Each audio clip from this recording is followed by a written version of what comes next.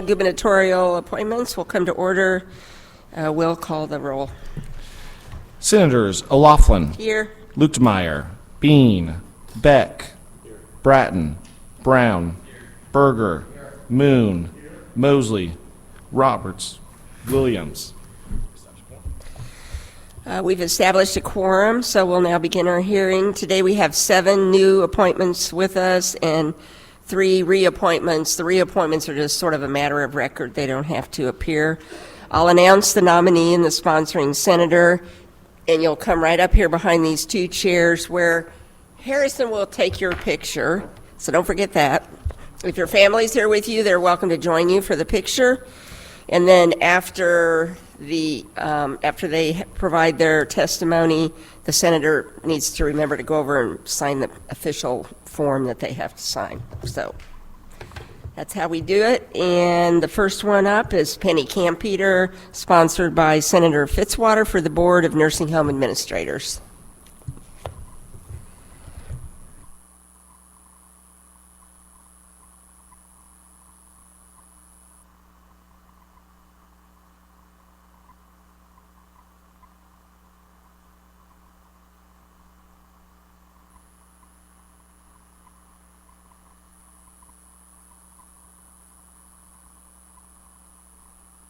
Yeah, you're doing everything right. Good job. All right. Hi, Madam Chair, members of the committee, Travis Fitzwater, Senate District 10. Thrilled to bring Penny Kampeter in front of you all. She's an incredible community leader, and I've got a little spiel all right here, but you'll just find her just so joyful, excited to serve. You know, these are volunteer positions, and so she's thrilled to be a leader in this space, and so. Love that not only is she willing to do this, but she's excited about it. This is Penny Kampeter. She's a 1990 graduate of the University of Missouri, achieving her bachelor's in health service management. She's currently the clinical instructor of University of Missouri Sinclair School of Nursing, providing guidance to 140 skilled nursing facilities across Missouri. From 2007 to 2023, she was the administrator at Tri-County Care Center, where she managed operations of the skilled nursing facility, directing financial management and developed quality assurance programs. Penny is involved in the community as a GPN advisory board member of Pike Lincoln Technical School and Moberly Area Community College. The qualification, experience, and commitment ensure that I'm honored to represent Penny as my constituent from Lincoln County. She's a great community leader, and we're thrilled to be a part of her appointment to this board. All right, thank you. I just want to say that I have a lot of interest in the nursing homes. I feel like they're just critical, and like I might need to be in one of these days. And they really do face a lot of uphill battles, and we need someone that has a lot of knowledge and experience. And whenever I have a question, I call Penny. And she has an answer. So that's my 2 cents worth. Does anyone else have a question? Senator Moon. Good morning. Good morning. The only thing that I wish would have been changed was the road on which you live. Instead of cow pasture, could it be cow patty? That would be better. Maybe. Yeah. On a serious note, though, I have often been approached by residents, primarily, and their families, who have had some angst and wondered. You likely have maybe encountered some of those similar situations, and how did you get to the bottom of it? Because there seems to be, of course, there's 2 different opinions on what might have happened or what should have happened. What's the process by which you take to get to a good solution on solving the problem that might be presented to you? Absolutely, like a problem presented by a resident or a family concern. Absolutely. You know, in my 38 years, you often find, as I'm sure you all do here in your jobs, the original story sometimes is not exactly how things do. So I think it's commitment. You really have to commit to get and find out all the details, and sometimes that happens within an hour, and sometimes that takes, even a day or 2, but eventually you will get to the root cause of that situation, and it sometimes surprises you what that cause was, but you have to be dedicated and have to be very enduring and stay on top of that and keep asking why, and usually you'll get there.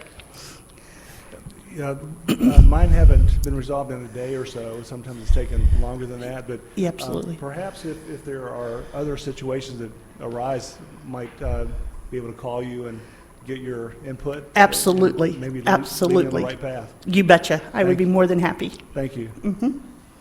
All right, any other questions? All right, you're a winner in this position. Thank you for being willing to serve and being here today. Absolutely. Next up is Charles Pritchard, who is nominated to be on the Missouri Veterans Commission by Senator Bernskoetter.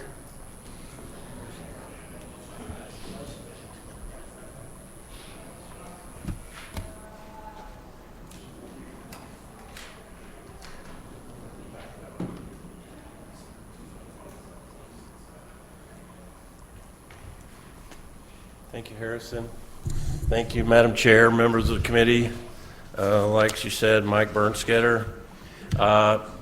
Charles Matthew Pritchard for the Missouri Veterans Commission. Most of you all know him as Matt. Matt is a lifelong resident of Missouri. He's a former corporal in the U.S. Marine Corps Reserves and a sergeant in the Missouri Army National Guard. Matt has continued to serve his community as a guardian for veterans on the Central Missouri Honor Flight, helping veterans charities, and as a volunteer firefighter. He is married to his wife Rachel and has 3 sons who are all currently serving in the military. And I'm very proud to present him to you as a member of the Missouri Veterans Commission, and he'd be happy to answer any questions. Is there anything you can't do? I haven't found it yet. Really, your resume says that. What do you think the problems are that the Veterans Commission has to try to solve? Every now and then I hear about a problem and they mention the commission, so are you familiar with it enough to know My what the... familiarity is mostly, nursing home funding. Seems like there's a lot of construction that goes on, a lot of funding issues. The other issue that I see is communications with family. Some of the veterans that I've talked to within the nursing homes or the veterans' homes have lacked communication just with family members being able to communicate back and forth as far as treatment, what's going on within the activities, and just that well-being that your family knows that the veteran's being cared for. That's the basic knowledge that I have on it. All right, does anyone have any questions? Senator Berger? I just want to tell you thank you for your service and your 3 sons' service, and I pray for their health and well-being. Thank you. Senator Beck? Thank you. Thank you again for your service and for what you're talking about with the veterans home. I know that's a really critical issue going on right now, especially staffing and some other things. Do you see that as one of your priorities to try to get that worked out, I guess, on the commission? The staffing is part of it. The bigger picture is funding. Our veterans are left, I almost want to say second tier to a lot of other projects in the federal government, but one of the things that I'm really passionate about is making sure that we get the funding, more funding for the veterans' homes, more care for the veterans' homes. Personally going through, whenever my father was passing, he was not in the veterans system, but we were able to get him some veterans benefits in his last probably year of his life to where we can get some more care and getting the veterans out there that aren't part of the system and getting them knowledge and enrolled into the veterans, the VA system, so that way they can take advantage of those benefits. I think is more, if that's a bigger priority to me, is to make sure we get those veterans identified. Second tier to that would be making sure the veterans' homes have full funding from the federal government, that they went to serve their country, that the country's going to take care of them. The staffing, we do need to have quality staffing. Staffing's key to make sure that we get the care. But as we're starting to see more and more from the federal government with community care stuff that's going on, there's some predictions out there that there could be some leeways for private nursing homes to get some veterans funding or vice versa to take care of veterans, even if they can't make it to a home. Because, I mean, in all actuality, 7 homes across the state of Missouri. For example, here in Jeff City, we don't have a veterans home. The closest one's Mexico. So you're pulling, if a veteran was to go into the home, we have a friend that's this way. She has to drive to Mexico to see her husband who's in the veterans home. It's a burden for her. So I can see that, funding, care, quality, everything is all in tuned in that. And some of the funding you're talking about, I believe, comes from the state also. Correct, We have some yes. of that funding, so I was just making sure we get that. And I know it's issues that I have some folks, we do a fishing outing for disabled veterans, and we sponsor that, and it's really a neat thing to be able to take them out on a boat, and they fish with them. They have a member fish with them, and it's really cool. But when you get into these groups and associations, you hear all these stories, and it'd be something that would be definitely, I think, should be a high priority, is taking care of our veterans who've taken care of us. So, thank you. Senator Moon. Forgive me for the outburst. I'm not sure if you've been able to visit the Mount Vernon Veterans Home. It's an excellent facility. We have had some shortfalls in staffing. In fact, the entire wing was shut off because of that in the last few years. But they have great staff, and I invite you to come by and visit if you will. And please let me know when you're stopping by. I'd be glad to be there with you. It's been mentioned about the funding. Of course, that is a problem that we're having. I think there are some ways that we could probably increase funding, and if you have an interest in that, I'd certainly like to visit with you. I think Troy, who's coming up a little bit, may have had some insights on some of that, but would like to see what we can do. If the budget won't satisfy it, then there's some other ways that perhaps we could generate some revenues that would help out. So appreciate you being willing to be on the board, and look forward to more conversations with you, see what we can do to shorten that gap. Yes, sir. I will take you up on checking out the facility too. Thank so. you. My only story, we had a veteran in a home in Edina, and his family lived right there, and then all of a sudden he was told he had to move to Moberly. And so when you talk about, I think anybody that goes in the nursing home, the closer the family is, the better, because if they can't come visit, then, it's just really a horrible situation. And we fought that, but we didn't win that battle, and I still don't know exactly why. They moved him, and that was the end of it. And it's things like that that I think you can take care of when you get on the commission, or help us out, because you don't really know who to go to. Right. And anywhere you go, they're just like, no, this is what we're going to do, and we're going to do it. And so I don't think that you treat people like that, especially when their family is like 2 miles from where they are, at the current time. So, any other questions? Thank you for your service. Thank you for being here today. Thank you. Next up, Troy Williams, also going on the Veterans Commission. Senator Bernskoetter. Morning. Doing good.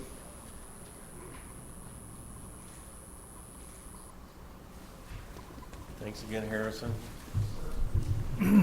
Thank you, Madam Chair, members of the committee. I'm very proud to introduce Troy Williams as a member of the Missouri Veterans Commission. Troy is no stranger to Veterans Affairs. He currently serves as a service officer at the Veterans of Foreign Wars in Colombia. He has a long list of both appointments and elected position in the VFW since 2011. He is a former Lance Corporal for the United States Marine Corps, and it has many memberships in the American Legion, Marine Corps League, and the Disabled American Veterans, and he'd be happy to answer any questions. All right, thank you. Does anyone have any questions? Senator Moon? Not really a question, Troy.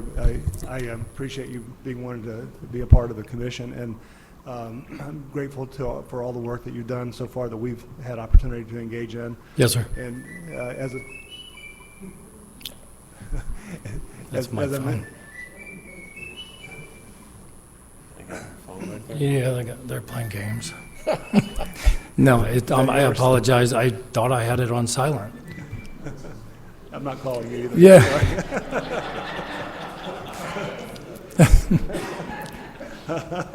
It's definitely loud enough I can hear it, right?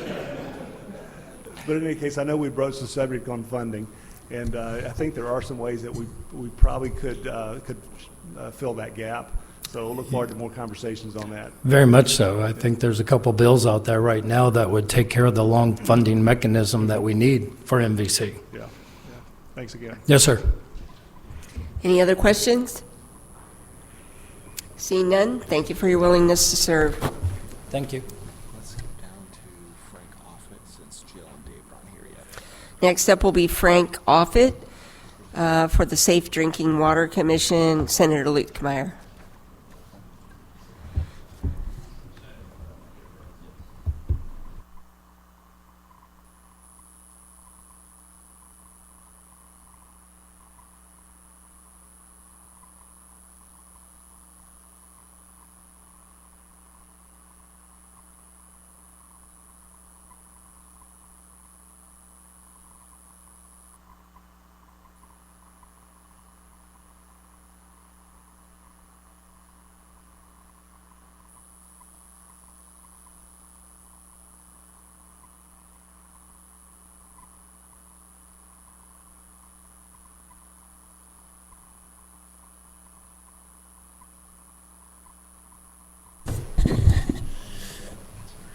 Thank you, Madam Chairwoman, members of the committee. For the record, Tony Luetkemeyer, representing the 34th Senatorial District, here to introduce today Frank Offutt, who has been nominated for appointment to the Safe Drinking Water Commission. Mr. Offutt currently serves as the Executive Director of the Public Water Supply District Number 4 in Platte County. He has worked with the district since 1998, previously serving as district manager, and brings an extraordinary depth of experience in public service.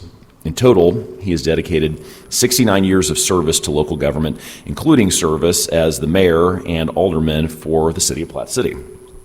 Mr. Offutt is an excellent candidate for the Safe Drinking Water Commission, and I'm honored to support his nomination. With that, I'm sure he would be happy to answer any questions. And he's a very animated character, as you'll find out if he does get some questions. I met him yesterday, so we had a big conversation. Does anybody have any questions? Senator Moon? I want to test out that animation theory here.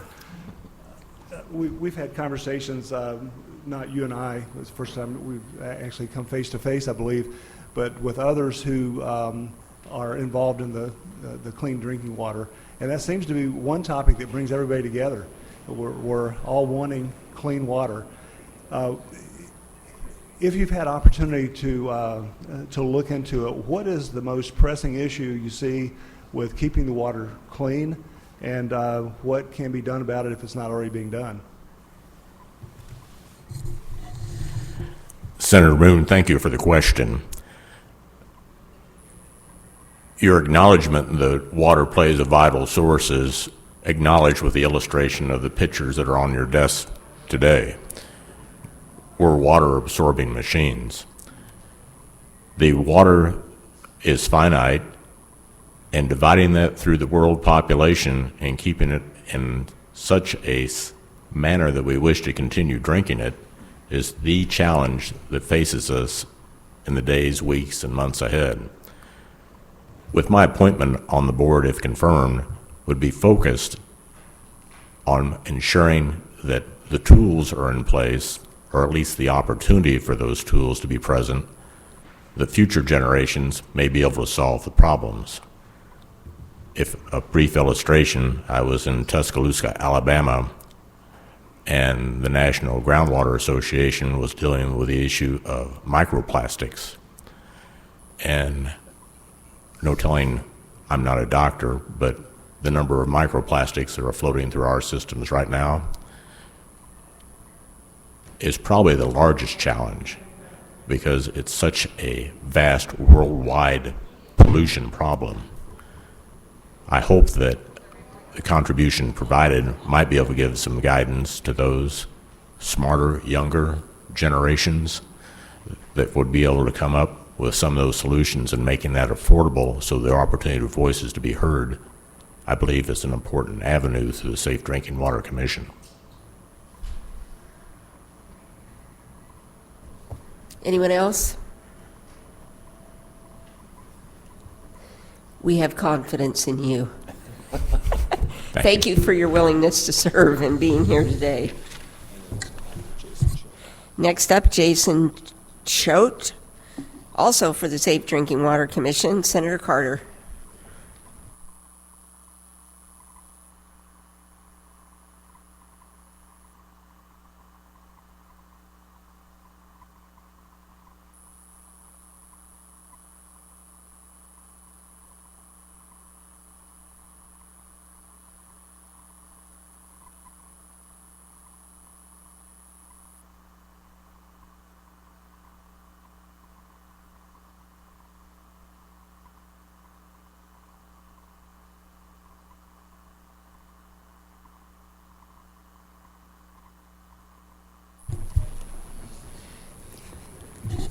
begin when I'm ready? All right, thank you. Members of the committee, it is my privilege today to introduce Jason Choate of Carthage, Missouri. As Director of Water Services at the Carthage Water and Electric Plant, where his leadership helped earn the the Missouri Rural Waters Association Water System of the Year Award. That is a sentence.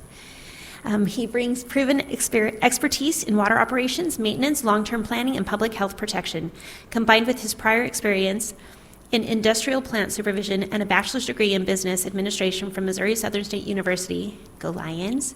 Mr. Choate is exceptionally well qualified to contribute to safeguarding safe drinking water statewide.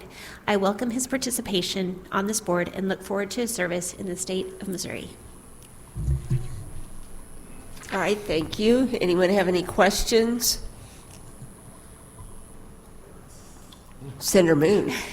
There you go. Thank you. Good morning, Mr. Choate. Good morning. You are likely aware of some of the problems we had with land application, potential water pollution, and things of that sort. Doesn't always directly affect what you're doing, but there is an impact. Has that awareness or have those incidents heightened the awareness of what you're doing or what the Water Commission would be doing? And first answer that question, and we'll maybe have another one. Okay, sure. Yeah, definitely down in southwest Missouri, that's been a hot topic here in the last few years. And from our perspective on the municipal side, you know, we land apply biosolids that come out of our wastewater plant, and obviously they are run through some strict regulations and requirements through DNR, ultimately EPA.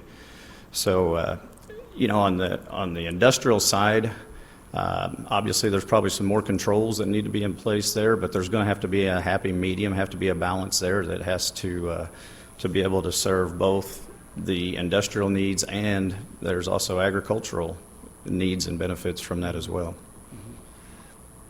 So with that impact and the knowledge you have, what might be on the horizon if you have some solutions and other conversations that could mitigate what has been done? There are some plans that have been put in place, but are those plans being helpful, and are there other things that might be done to have a good impact on the drinking water?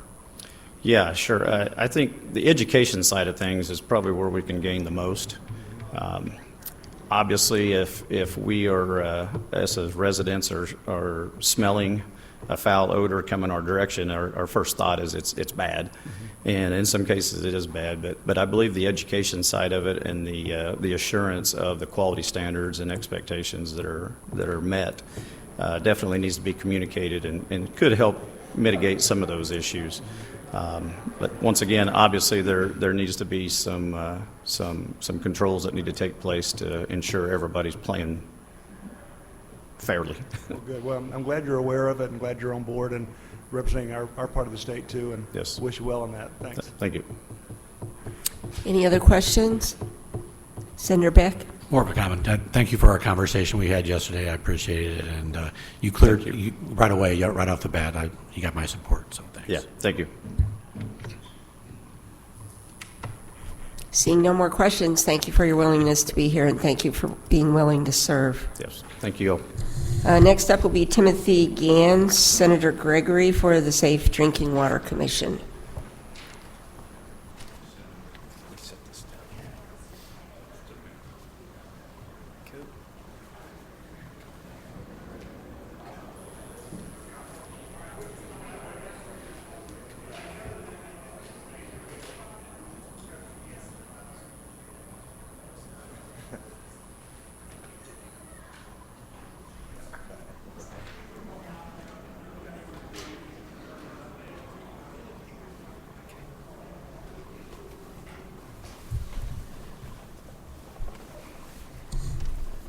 Madam Chair, Senators of this great committee, David Gregory, St. Louis County, 15.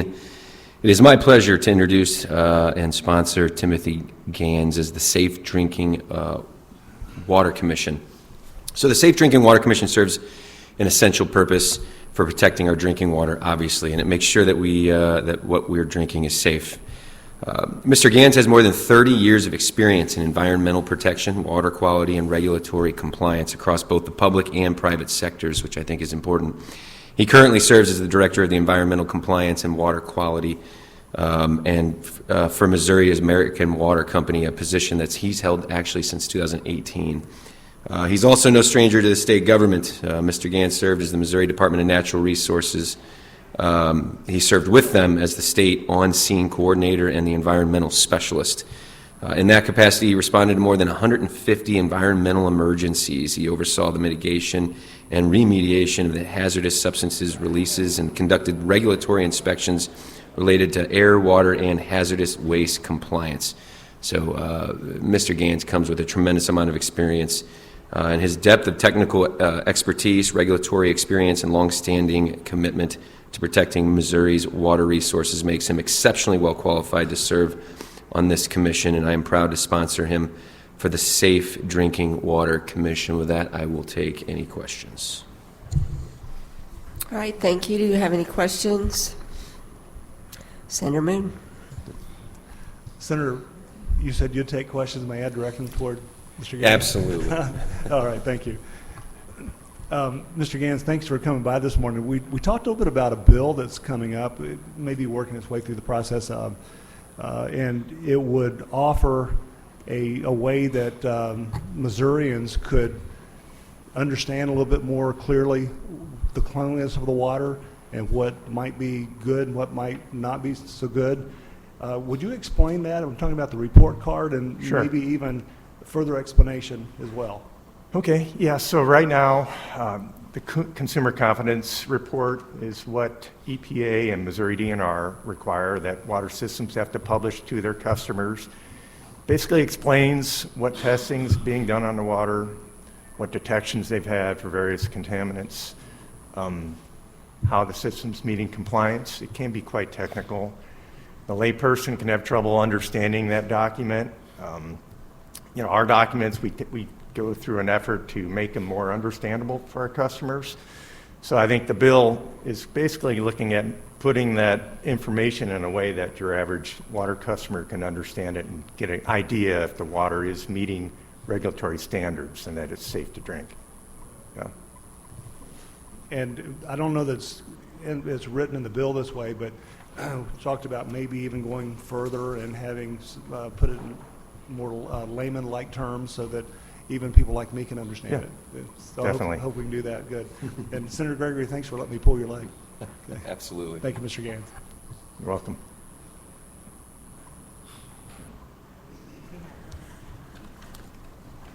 Any other questions or comments? Seeing none, thank you for your willingness to Appreciate serve, and thank you for being here today. Thank you. Next up, Don Summers, Senator Beck, for the Safe Drinking Water Commission.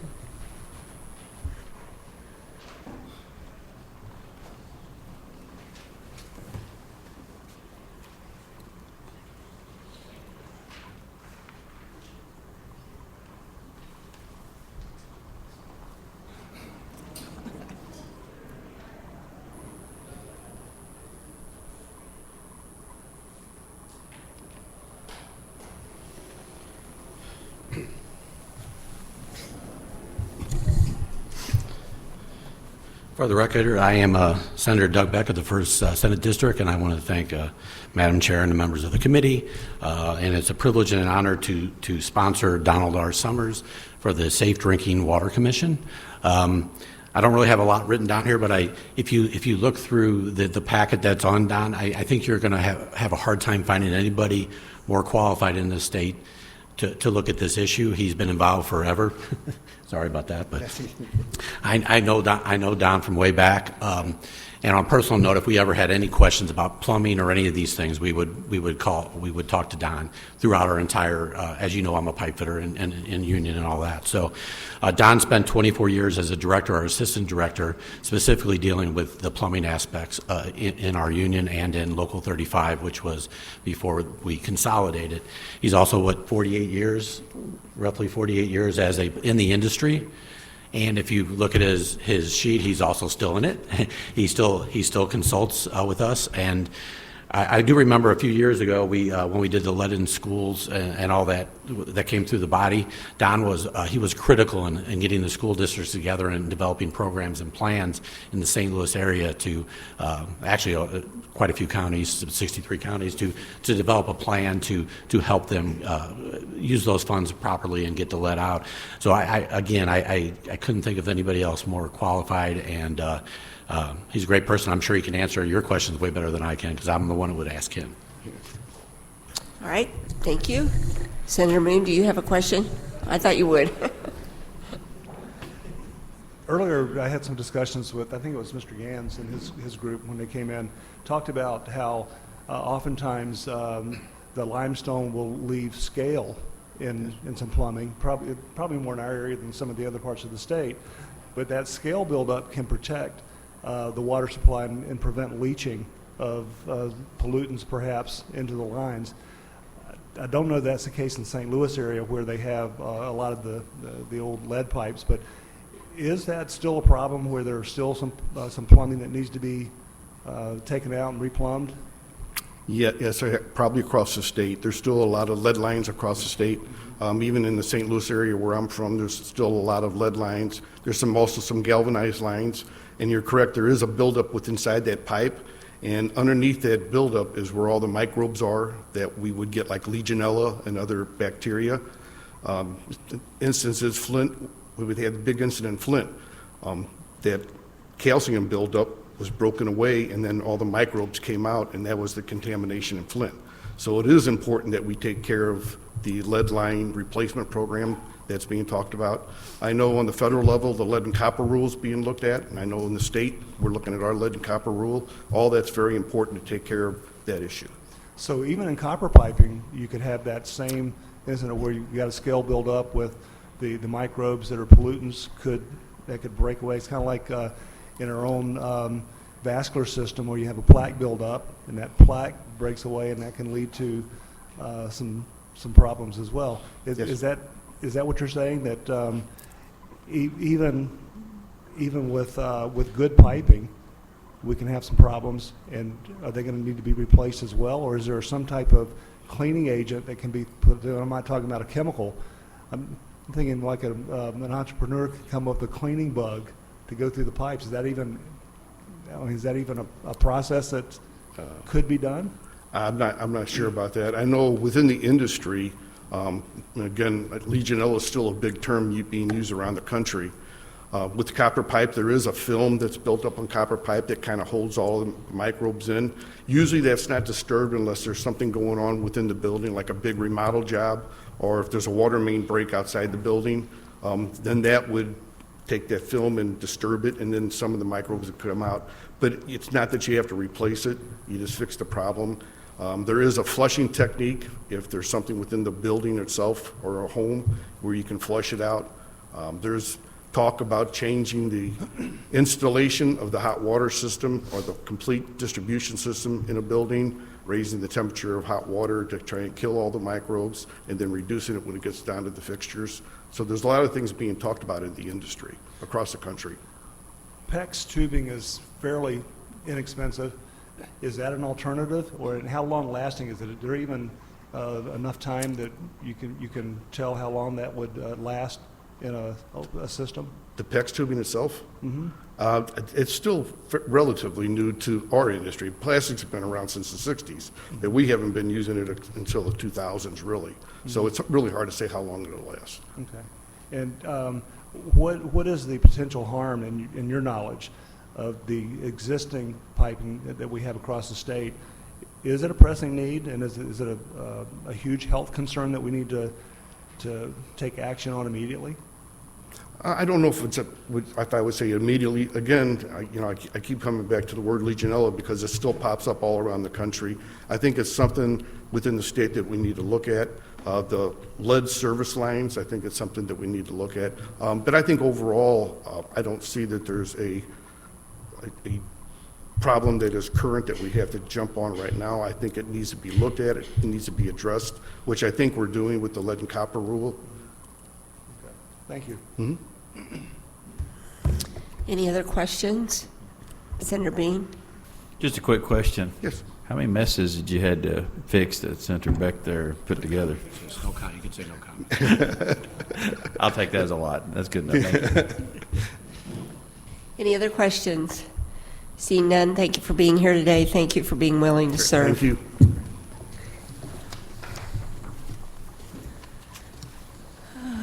This concludes our hearing. I make a motion for us to enter executive session. Do I have a second? All those in favor, say aye. Opposed? We're now in executive session. I now move that we roll all 7 nominees and 3 reappointments into one slate. Do I have a second? Is there any discussion on that motion?